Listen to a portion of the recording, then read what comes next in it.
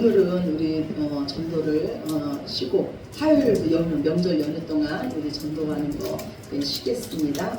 그리고 반찬 나눔도 수요일 날은 쉽니다. 근데 수요일 날 우리 예배는 있습니다. 수요일 예배는 드리겠습니다. 그리고 앞에 보면 이렇게 고구마가 있지 않습니까? 저희 고구마가요. 저희 아버님께서 직접 농사를 지신 거예요. 해남 꿀 고구마인데, 그런데 이제 올해가 마지막이시라고 합니다. 그래서 연세가 83살이세요. 저희 아버님께서. 그런데 올해가 마지막인데 제가 아버님 고구마를 사겠습니다. 우리 성도님 한 번씩 선물 드리고 싶습니다. 정말 맛있거든요. 그랬더니 아버님 하시는 말씀이 하나님 앞에 나오신 분들이 너무 귀하고 또 많은 교회 중에서 이처럼 작은 교회를 섬겨줘서 너무 감사하다고 우리 아버님이 선물하고 싶대요. 그래서 우리 아버님이 권사님이세요. 조성원 권사님, 이민재 권사님 그러시거든요. 여러분 생각나시면 그냥 기도해 주세요. 이 땅에서 강건하게 해주시고 하나님이 부르실 그때까지 그 마음에 기쁨이 넘치게 하시고 평안이 넘치게 하시고 예수님 때문에 행복하게 해달라고 여러분 고구마 드실 때마다 기도해 주시면 그게 더 넘치는 복입니다. 대박입니다. 대박. 고구마 드실 때마다 기억해 주세요. 감사합니다. 우리 연휴 때 움직이시는 분들 계신데 하나님 기억하시면서 주님과 함께 풍성하고 행복한 명절 되시기를 예수님 이름으로 축원합니다. 아멘. 우리 하나님 말씀 봅시다. 사도행전 21장입니다.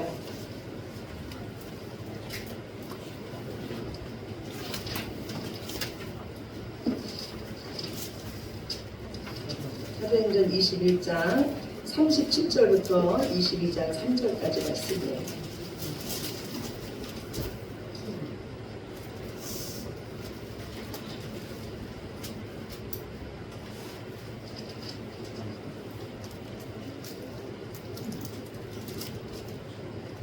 네, 21장 37절부터 22장 3절까지 말씀 신약성경 226쪽입니다. 신약성경 226쪽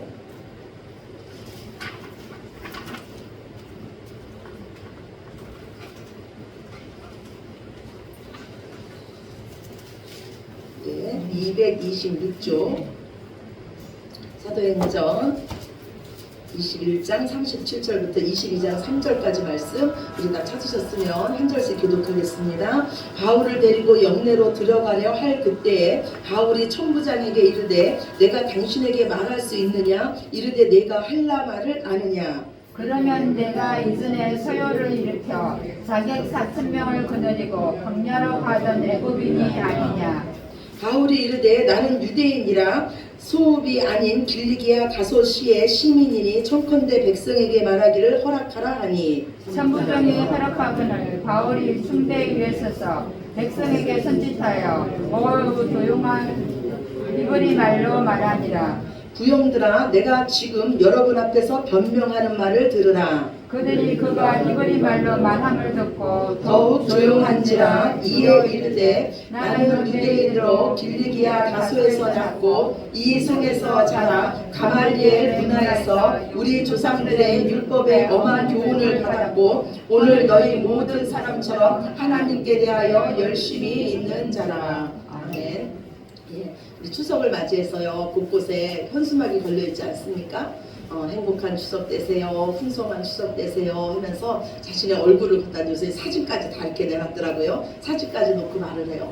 근데 그 현수막이 여러분에게 감동이 옵니까?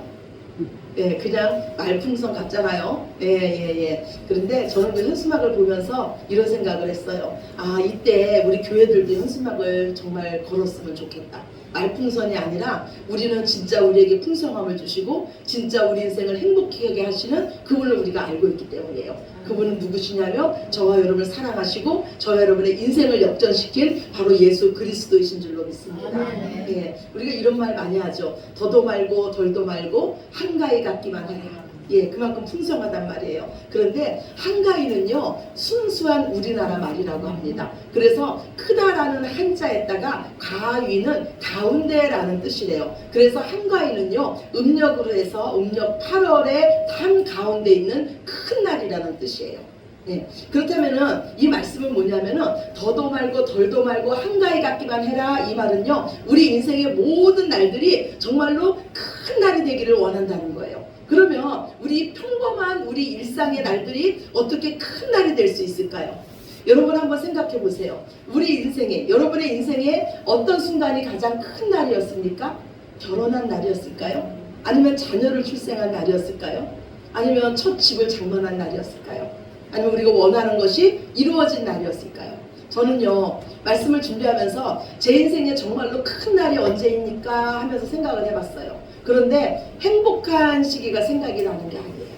예, 제 결혼하고 신혼 초기가 생각이 나는 거예요. 그때가 큰 날이었구나. 내 인생에 진짜 회오리 바람이 불던 날이었구나. 이 생각이 들었어요. 그때는요, 행복하기보다는 너무 많이 싸웠던 것 같아요. 날마다 전쟁 같았어요. 어떤 인연극 강사가 이런 말을 하더라고요. 남편은 내 인생의 로또 같습니다. 그러면서 안 맞아도 너무 안 맞다는 거예요. 그런데 정말 그랬어요. 왜 싸웠냐면 제 생각이 옳다고 생각을 했어요. 안 맞아도 너무 안 맞구나. 살아온 배경이 다르고 안 맞아도 너무 안 맞구나 해서 날마다 싸웠어요. 그런데 그 과정에서 제가 느낀 게 뭐냐면, 아, 나도 똑같구나. 환경이 사람을 만든다고 하는데 우리가 어떤 환경에 있으면 나도 그들처럼 연약해질 수 있고 악해질 수 있고 정말로 하나님을 모른다 할 수도 있겠구나. 이런 생각이 저한테 들었어요. 저는요, 정말로 우물 안에 개구리처럼 살았습니다. 부모 수라 아래서 그냥 교회 생활하면서 이렇게 살았어요. 그런데 하나님은요, 전혀 다른 세상에 있다는 것을 저한테 보여주신 것 같아요. 그런데 그때도 소망은 뭐였냐면요, 그 가운데서도 하나님이 저를 놓지 않았다는 거예요. 하나님이 그 가운데서도 저와 함께 하셨다는 거예요. 그래서 저희 가정을 오늘 여기까지 인도하셨습니다. 그 모든 가정에 하나님이 함께 하셨어요. 그렇다면 정말로 우리 인생의 큰 날은 언제입니까? 바로 지금인 줄로 믿으시기 바랍니다. 하나님이 함께 하시는 바로 지금인 줄로 믿으시기 바랍니다. 하나님께서 어떤 환경을 허락하시든 그 환경 가운데서 말씀 붙잡고 피 터지게 싸우는, 때로는 연약해서 넘어지고 때로는 정말로 낙심돼서 눈물을 흘려도 그 가운데서 어찌할 수 없어서 하나님 붙잡는 그 날이 우리 인생의 가장 큰 날인 줄로 믿으시기 바랍니다. 그래서 우리가 정말로 기억해야 될 것은 뭐냐면 우리가 지금 영적 전쟁 중이라는 거예요. 우리는 여호와의 군사라는 겁니다. 그렇다면 우리의 무기는 무엇입니까? 오늘 주보 첫 번째 말씀이에요. 요한계시록 12장 11절 말씀입니다. 우리 주보 첫 번째 말씀 우리 같이 보시겠습니다. 우리 형제들이 어린 양의 피와 자기들이 증언하는 말씀으로써 그를 이겼으니, 예, 우리 형제들이 하늘나라에 올라간 하나님의 자녀들이 무엇으로 이 세상을 이겼냐면 어린 양의 피와 자기들이 증언하는 복음의 말씀으로 이 세상을 이겼다고 말씀하고 있어요. 우리의 무기는 오직 십자가의 복음인 줄로 믿습니다. 우리를 살린 것이 십자가라면 우리가 사는 이유도 역시 십자가입니다. 십자가는 골고다 언덕 위에 세워졌습니다. 골고다는요, 해골이라는 뜻이에요. 그렇다면 나의 십자가는 어디에 세워져야 됩니까? 해골이었던 우리 머리 위에 세워져야 돼요. 해골에게는요, 더 이상 내 생각, 내 가치관, 내 방법은 없습니다. 오직 십자가 위에서 죽으시고 다시 살아나신 예수님의 생각, 예수님의 지혜, 예수님의 방법만이 있을 뿐입니다. 이것이 바로 이 세상에서 우리가 영적 싸움에서 이길 무기고 능력인 줄로 믿습니다. 오늘 사도 바울이요, 드디어 예루살렘에 도착을 했어요. 유대인들의 오해를 풀기 위해서요, 정결례에 드는 그 비용까지 부담을 합니다. 그래서 믿는 유대인들의 그 오해는 풀어진 것 같아요. 그런데 하나님의 말씀이 있었어요. 네가 예루살렘에서 환난을 당하고 결박을 당하나 내가 너를 로마까지 인도하리라는 하나님의 말씀이 있었습니다. 하나님의 말씀은 반드시 이루어집니다. 우리 인생에도요, 하나님의 약속의 말씀은 반드시 이루어집니다. 아시아에서 온 유대인들이요, 이 바울을 죽이고자 소동이 일어납니다. 바울을 성전 밖으로 끌고 갔어요. 이방인들을 성전 안에 들여놨다는 그 제목으로 바울은 심하게 맞게 됩니다. 그리고 그 소식이요, 로마의 천부장에게 들립니다. 급하게 군인들과 백부장을 이끌고 천부장은요, 매맞고 있는 바울을 구원해냅니다. 그리고 로마 영내로 옮기려고 합니다. 이제 바울이요, 로마 영내로 들어가면요, 유대인들은 더 이상 바울을 죽일 수가 없습니다. 그래서 유대인들은요, 로마 군인들의 손에 들려서 가는 바울을 쫓아오면서 바울을 죽이려고 합니다. 바울 입장에서 보면 속히 로마 영내로 들어가는 것이 안전한 것입니다. 그런데 이때 바울이 그 천부장에게 뭐라 그러냐면 나에게 말할 기회를 달라는 거예요. 그러면서 헬라어로 말합니다. 천부장이 이 헬라 말을 알아듣습니다. 그런데 바울이요, 나는 이전에 소요를 일으켰던 그 애굽인이 아니라고 말하면서 이제는 유대인들을 위해서 그 유대인의 언어인 히브리어로 말합니다. 바울이 히브리어로 말하자 그 강내가 조용해졌습니다. 헬라어는 그 당시에 통용어였다면 히브리어는 유대인들만이 알아듣는 민족 언어였습니다. 바울이 지금요 히브리어로 말한다는 것은 나도 유대인이라는 거예요. 바울은요 지금 자신의 안전보다도 유대인의 구원에 더 초점이 맞춰져 있습니다. 만약에 바울이요 자신의 안전이 자신의 생명이 먼저였다면요 헬라어를 알아듣는 이 로마 천부장에게 자기를 풀어달고 석방해달라고 그 말을 먼저 했을 것입니다. 아니면 속히 로마 영내로 나를 들여보내서 나를 안전하게 해달라고 그 말을 먼저 했을 거예요. 그런데 바울은요 자신을 죽이려고 하는 그 유대인의 언어로 그들에게 말하기 시작합니다. 예, 자신을 만난 그 하나님을 전하기 시작합니다. 자신을 죽이려고 하는 자들에게 바울이 뭐라 그럽니까? 부형들이라 그래요.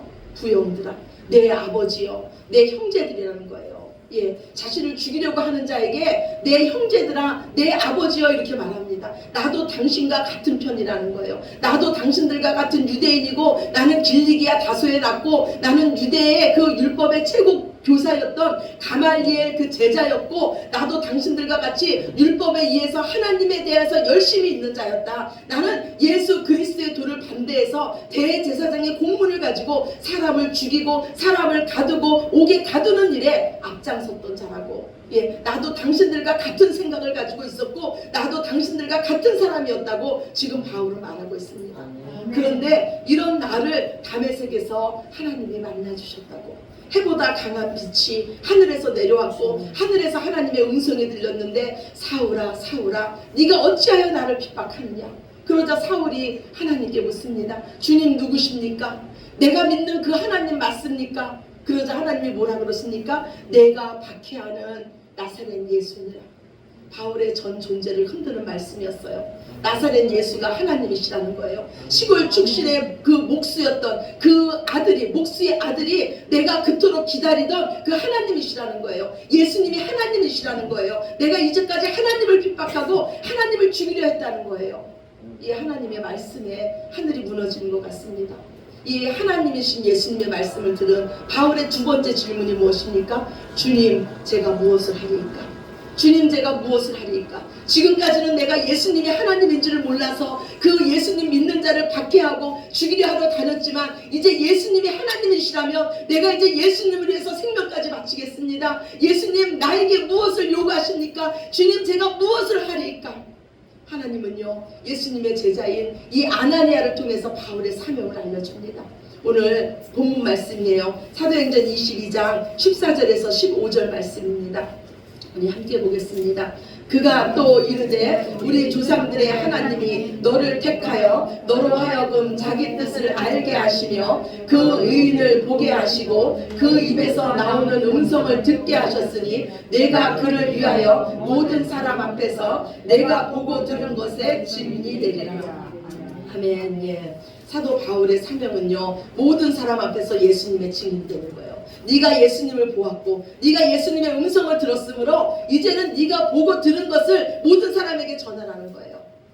그런데 사도 바울만이 예수님의 증인입니까? 우리도 예수님의 증인이에요. 우리도 예수님을 보았고 우리는 날마다 예수님의 음성을 듣고 있습니다. 이것이 바로 우리의 사명인 줄로 믿습니다. 사명은요 그 사람이 사는 이유예요.